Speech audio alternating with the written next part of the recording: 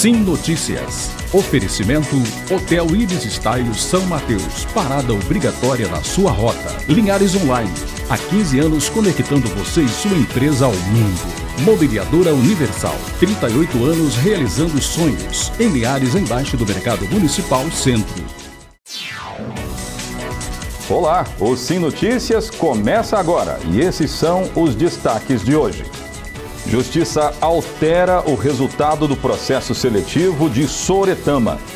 Abertas as inscrições para o vestibular da Facel. Senar realiza curso de jardinagem em Linhares. Hoje é dia da coluna Economia e Negócios com Abel Fiorotti. Na entrevista de hoje, uma exclusiva com o chefe da Casa Civil do Espírito Santo. Os destaques esportivos com Altemar Félix.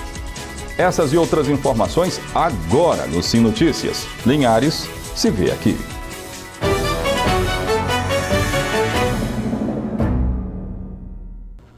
Essa edição, sempre lembrando, você acompanha também pelo canal 20 via RCA em toda a Grande Vitória. No final do ano passado, a Prefeitura de Sooretama realizou um processo seletivo para a contratação de servidores para a pasta de educação. Porém, diversos moradores denunciaram irregularidades no processo. Com isso, a Justiça foi acionada e mudanças foram feitas no resultado. Um processo seletivo sob júdice em Sooretama.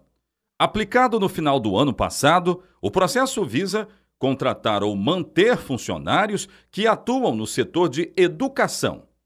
Foram oferecidas diversas vagas e uma classificação foi divulgada no mês de dezembro. Mas é aí que começam os problemas. De acordo com a vereadora Jaqueline Gomes, diversos moradores fizeram denúncias afirmando que as regras do processo estavam beneficiando grupos específicos. No final do ano agora, passou o projeto de lei autorizando as vagas. Assim que a Secretaria de Educação divulgou o edital, logo de cara a gente percebeu algumas irregularidades. E diante dessas irregularidades, diante das inúmeras denúncias que nós recebemos, fui olhar a fundo, olhei o processo seletivo e percebi que alguns critérios estavam ferindo o princípio da isonomia, de modo que algumas pessoas estariam sendo beneficiadas em detrimento de outras. E em relação ao instrutor de Libras, também estava ferindo o princípio da legalidade, que não estava de acordo com o que a lei determina. A partir daí, a vereadora pediu a impugnação do processo, porque o grupo beneficiado já estava prestes a assumir as vagas.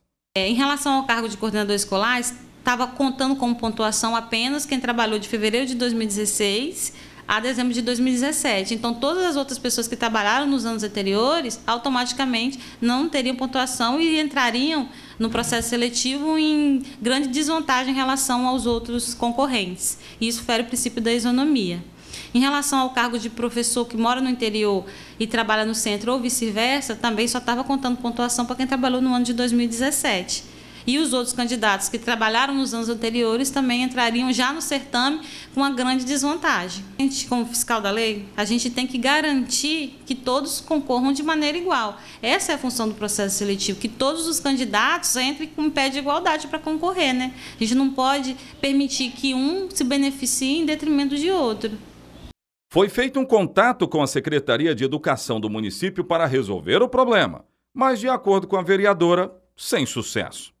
Eu entrei com um pedido de impugnação administrativo junto à Secretaria de Educação, que ainda não obtive resposta.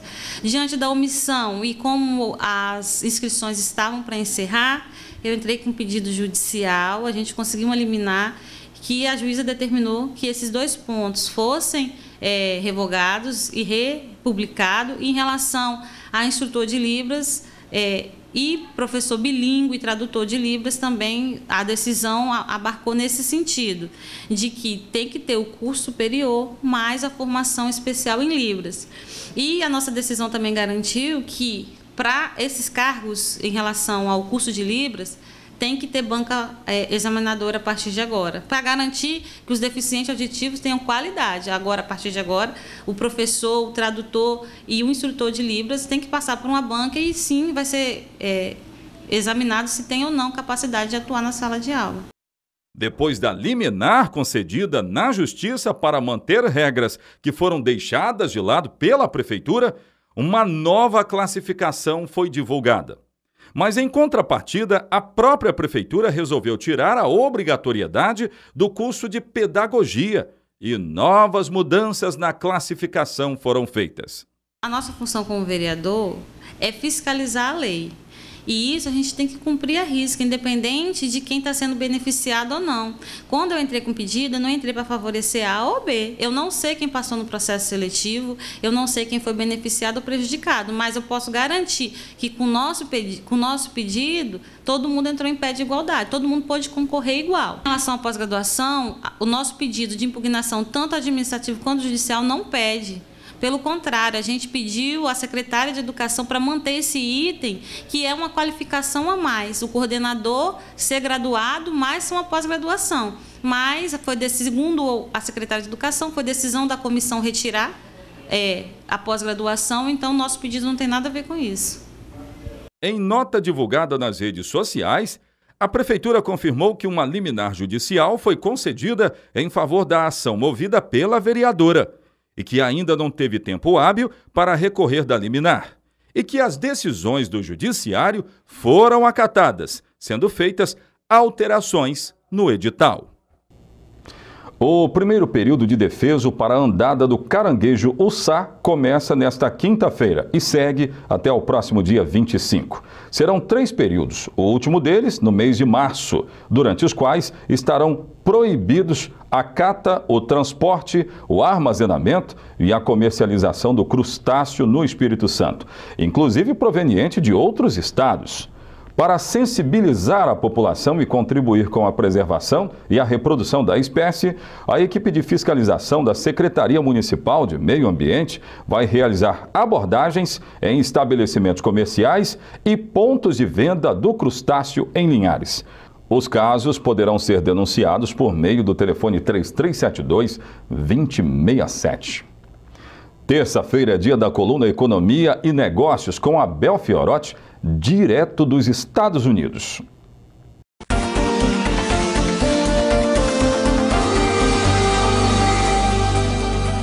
Olá, amigos da coluna Economia e Negócios, consultor Abel Fiorotti aqui direto dos Estados Unidos, sempre repercutindo os assuntos de seu interesse.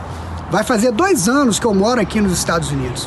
Chegou a hora de fazer uma comparação entre práticas de negócio no Brasil e aqui nos Estados Unidos, para a gente poder criar uma reflexão das diferenças entre os 2 países.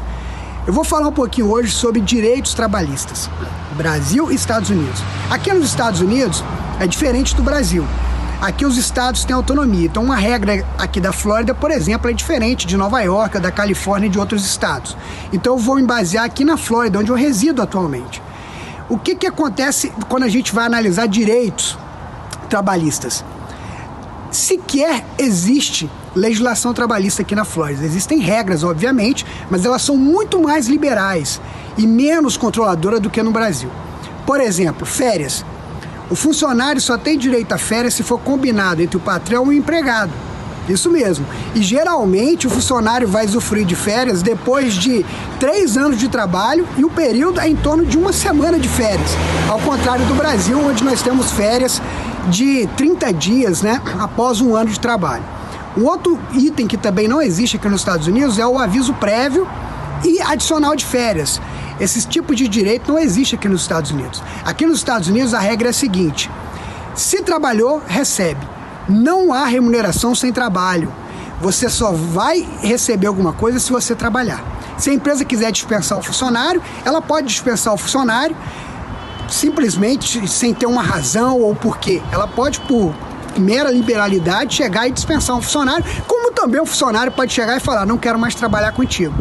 A única coisa que vai ficar pendente é as horas que aquele funcionário trabalhou, que a empresa obviamente vai ter de pagar para ficar tudo ok. Ah, Abel, então não existem regras de proteção? Existem. Se houver abusos, discriminação ou algum tipo de assédio, as empresas são seriamente punidas. Existem regras em relação a isso também. Mas as relações de trabalho são pactuadas entre patrão e empregado. O que é combinado não sai caro. Então os direitos trabalhistas aqui são muito menores do que no Brasil. O que me intriga é o porquê de tantas pessoas quererem vir morar e trabalhar aqui nos Estados Unidos. Alguns até se sujeitam a atravessar a fronteira e entrar aqui legalmente. Será que ter tantos direitos trabalhistas realmente protege o trabalhador? Fica a reflexão. Tenham todos uma ótima, abençoada semana. Até a próxima coluna e, como sempre digo, vamos em frente. Obrigado, Abel, pelas informações importantíssimas. Agora vamos saber como fica o tempo para esta quarta-feira em toda Linhares e região.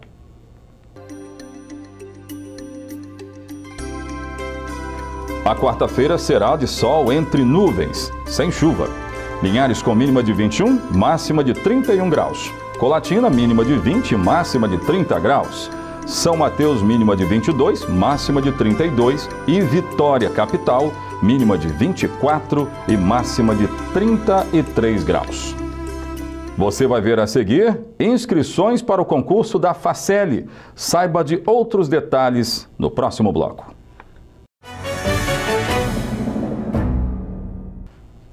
A Faculdade de Ensino Superior de Linhares, Faceli, está com inscrições abertas para o vestibular, oferecendo 300 vagas para os cursos de Administração, Direito e Pedagogia, 100 para cada curso, distribuídas entre os turnos vespertino e noturno.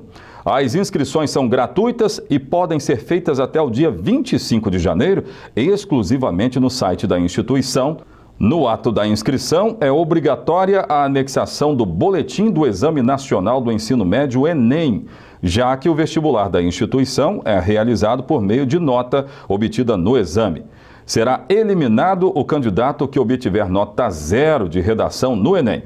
A direção da Faculdade de Ensino Superior de Linhares disponibilizou um computador na biblioteca da instituição para os candidatos que não tiverem acesso à internet. O local vai funcionar de segunda a sexta, das 8 às 18 horas, e os próprios candidatos serão os responsáveis pelo preenchimento dos dados no ato da inscrição. O edital completo está disponível no site da instituição, que é www.faceli.edu.br, e no site da Prefeitura de Linhares, www.linhares.es.gov.br.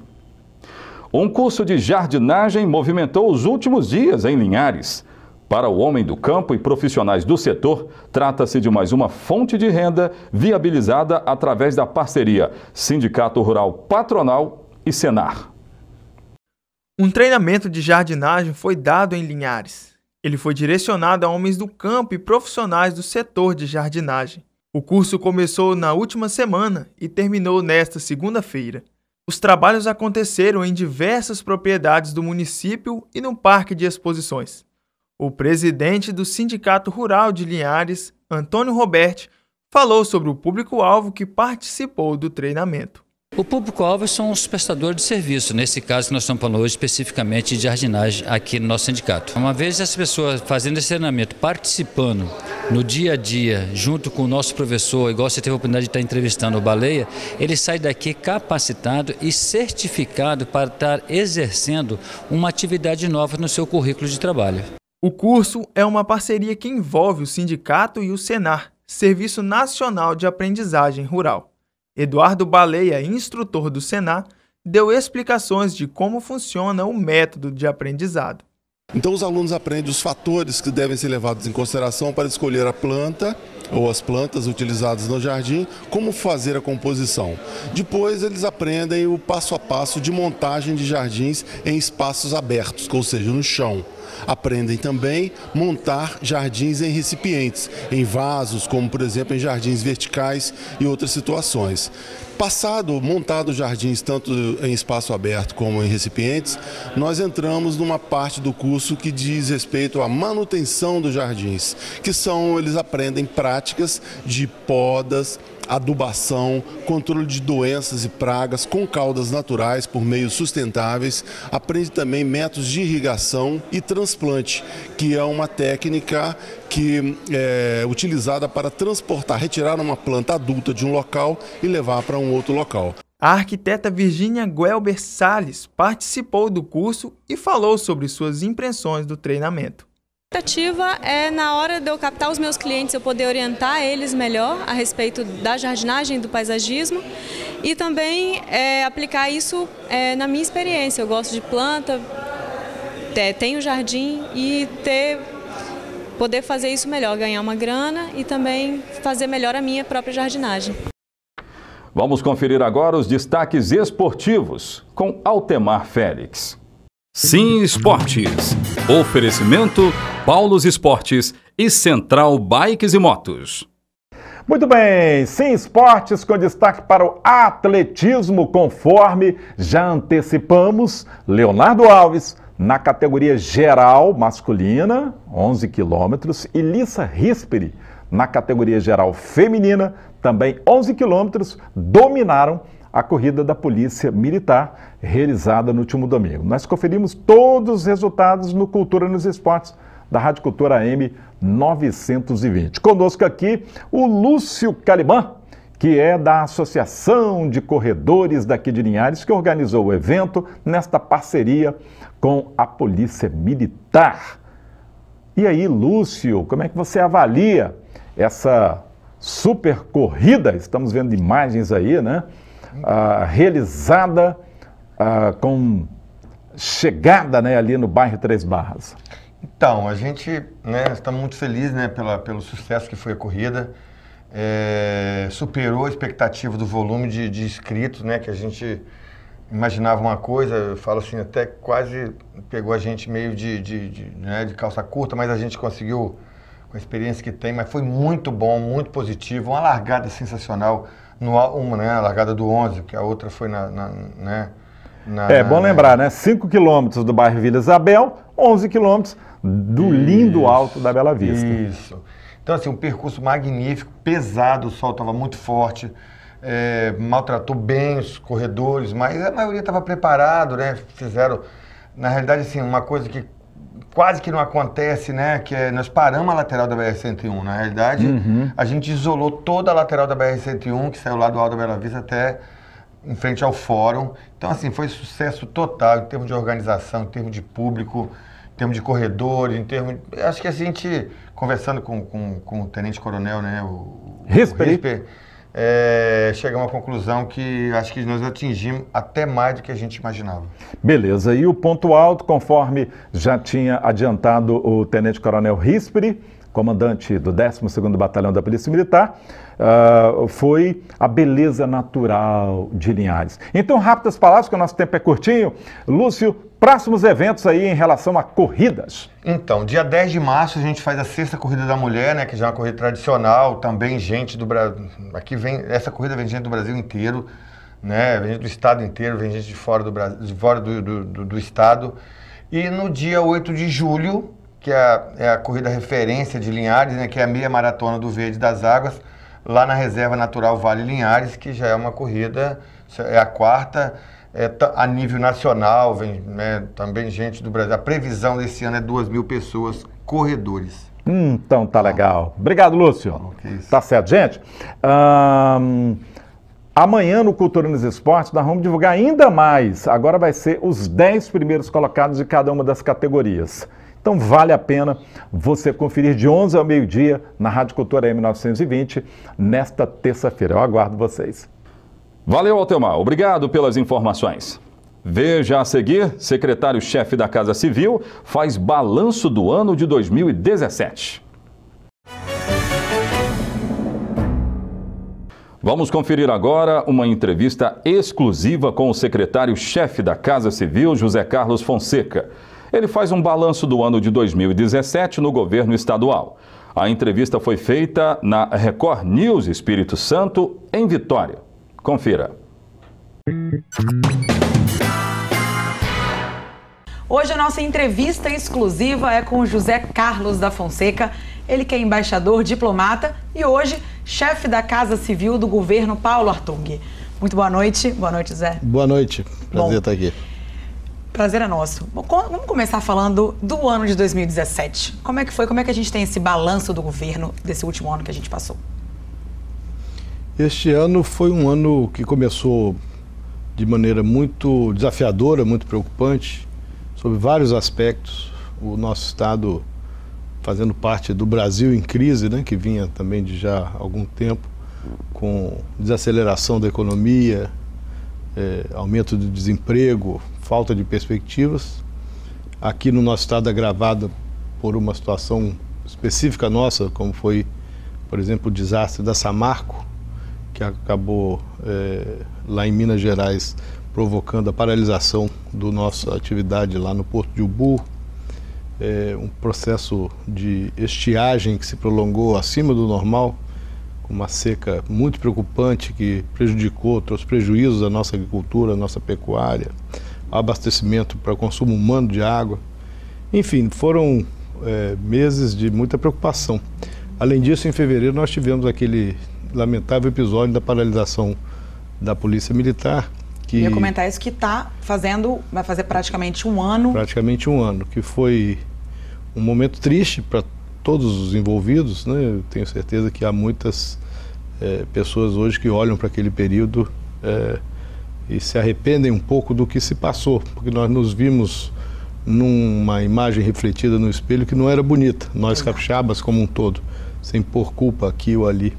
Mas o fato é que muitos irmãos nossos, famílias foram despedaçadas, irmãos e irmãs que foram mortos, a violência que teve um pico, né? E então o ano começou com essa sombra complicada de clima, de violência, de economia, etc. Mas que Deus é bom e além de brasileiro é capixaba, eu acho. Terminou o ano 17 numa nota muito positiva, de uma maneira geral, evidentemente sem grande razão para euforia, porque nós temos que sempre manter os pés no chão, porém com muita razão para termos esperança e otimismo. A economia começou a dar os seus primeiros sinais de recuperação. E o Espírito Santo, ele está num cenário econômico positivo em relação ao restante do país, né? Exatamente, na área das finanças públicas, né, que é um marcador importante quando os governos se organizam nas suas contas e passam a ter capacidade de devolver para a sociedade aquilo que a sociedade, entre aspas, compra com seus impostos, né? Saúde, educação, segurança, infraestrutura, etc. O nosso governo, então, sem dúvida que saiu na frente do restante dos estados e terminou 17 com essa perspectiva positiva, enquanto que vizinhos até maiores, mais ricos, mais poderosos que o Espírito Santo, como o Rio de Janeiro, né, Minas Gerais, lá o Rio Grande do Sul, estados pelo Brasil afora que praticamente entraram em colapso e viveram vivem ainda um verdadeiro pesadelo como o Espírito Santo já viveu lá atrás e como, se Deus quiser, nós nunca mais voltaremos a atravessar. Como é que a gente tem aí um plano para 2018? Nós estamos fazendo o dever de casa. O governador Paulo Artung, quando assumiu, aliás, desde 2014, durante a campanha eleitoral, ele, que é economista, tem muita experiência, já tinha sido governador 2 vezes, tinha uma larga visão da história do Brasil, dos seus ciclos econômicos, viu que, do jeito que o Espírito Santo caminhava, ia terminar como os vizinhos, esses vizinhos encrencados que nós estamos aqui acompanhando, para pegar um exemplo mais próximo de nós, o Rio de Janeiro. E lá em 2014 ainda, entre a eleição em outubro, novembro, e o início do mandato em janeiro, o governador Paulo Artung, com uma boa assessoria de economistas também muito bem treinados, muito bem formados, inclusive a atual secretária do Tesouro Nacional, Ana Paula Vescovi, teve a capacidade de fazer uma revisita ao projeto de orçamento que estava submetido pelo governo anterior à Assembleia Legislativa. Teve, além disso, a capacidade de articulação política de convencer uma maioria da Assembleia que estava terminando o mandato, né, de que era fundamental, vital mesmo, reformular aquele orçamento para 2015.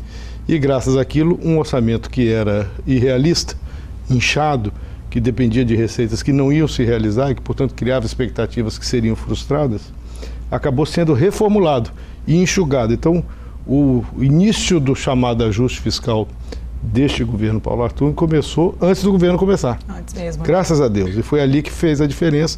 Começamos apertados, começamos com muitas limitações, com muitas dificuldades.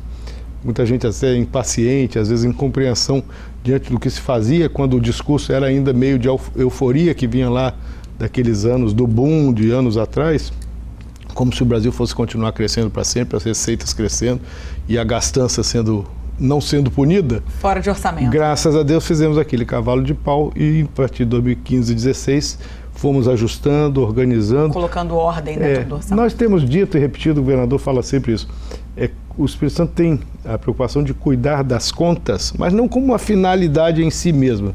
Quer dizer, nós temos que cuidar das contas para poder cuidar das pessoas. O objetivo do governo, a finalidade de um governo é devolver os impostos que a população paga, né, nesses serviços públicos. Disso, é isso aí. Né? Então agora em 17 já estamos começando, em 18 estamos começando a colher o que foi plantado desde 2015. Agora, José Carlos, 2018 é ano de eleição e a gente vai ter novidades aí do próprio governador Paulo Artung em abril, que é o limite para poder ele decidir. E aí, já tem alguma novidade? Eu acho que é curioso que quem gosta de política sabe que às vezes o tempo do calendário, né, do dia a dia é diferente do tempo da política. Coisas que na vida da gente, nos calendários, demoram 24 horas todos os dias, né? 7 dias por semana. O da política, ele caminha. O da política, às vezes, acelera muito, às vezes vai lentamente. Então, assim, para o calendário da política, esses meses que faltam até abril, tem vários marcos importantes que precisam ser observados e ultrapassados. E tem muita água para rolar, muita conversa, muita análise do quadro nacional. O Brasil, o Espírito Santo não é uma ilha, né? Faz parte de um país ainda em crise, né? O quadro político do Brasil, do ponto de vista macro, de perspectivas eleitorais para o final deste ano, não está dado, né? Tem candidaturas que aparecem com mais substância nas pesquisas, mas há uma infinidade de alternativas aí que sequer foram ainda ventiladas, nem estão sendo medidas. O quadro econômico dá sinais, o Brasil dá sinais na sua economia de retomada da atividade econômica. A economia está em vários segmentos, né? Há um sentimento de que a coisa está começando a se fortalecer, mas há também muito medo de que isso não passe do chamado voo de galinha, né? Uma recuperação curta e que de repente desaba novamente. Nós ainda dependemos da agenda de reformas não concluída, longe de estar concluída. Tem temas importantes em debate na sociedade, no Congresso Nacional, que tem agora uma curta janela entre a retomada dos trabalhos do Congresso e, digamos assim, o início quase que efetivo da campanha eleitoral, com as convenções lá por julho. Nós temos esse período curtinho para ver se conseguimos finalmente avançar com a reforma da Previdência, que vai organizar as contas do Brasil para agora e para frente. Que foi um tema que deixou muita gente preocupada. Né? Muita gente preocupada e que pode ser, avançar ou não nessa temática, pode significar ter ou não o voo de galinha. Ou se essa retomada da economia é sustentável e tem mais fôlego. Então, dependendo desse cenário nacional, o cenário do Espírito Santo também vai ser impactado por isso.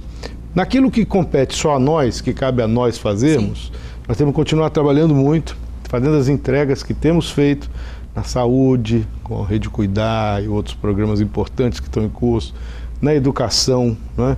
Com o Escola Viva, que está avançando e sendo muito bem avaliado, virou referência para o Brasil, né?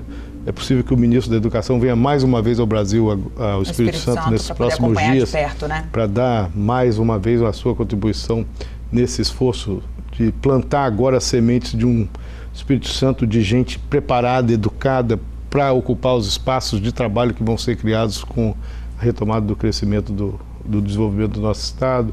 Enfim, na área social, com ocupação social, na área de combate à violência contra a mulher, na área de combate à violência urbana, na área da chamada segurança cidadã, né?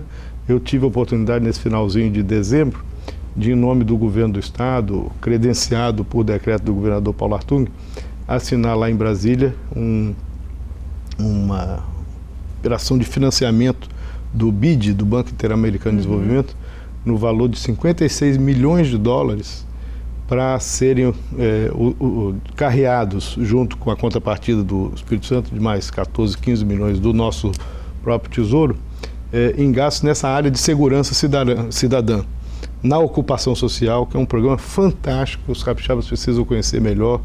26 bairros medidamente mais vulneráveis, mais violentos do nosso estado, na Grande Vitória e no interior, são o foco desse programa. Já foi mapeado, né? Já foi mapeado através de pesquisa e abrange, sobretudo, a juventude mais vulnerável ao crime, ao tráfico de droga, à violência, né, como um todo.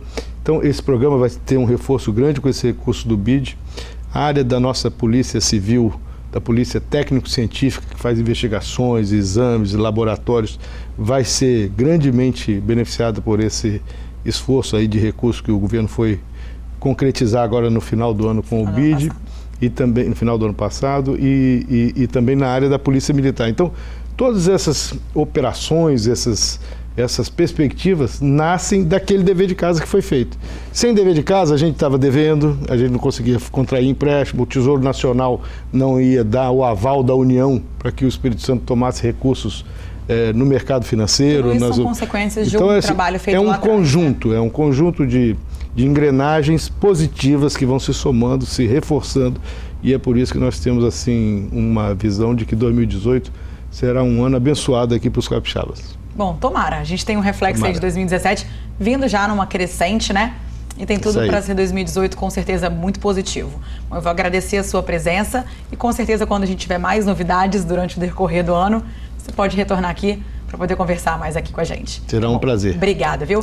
Essa edição do Se Notícias vai ficando por aqui. Você pode participar do nosso telejornal enviando sua sugestão de pauta e revendo matérias acessando nossas redes sociais. Entre em contato com nossa redação através do telefone em tela. Se Notícias, Linhares se vê aqui.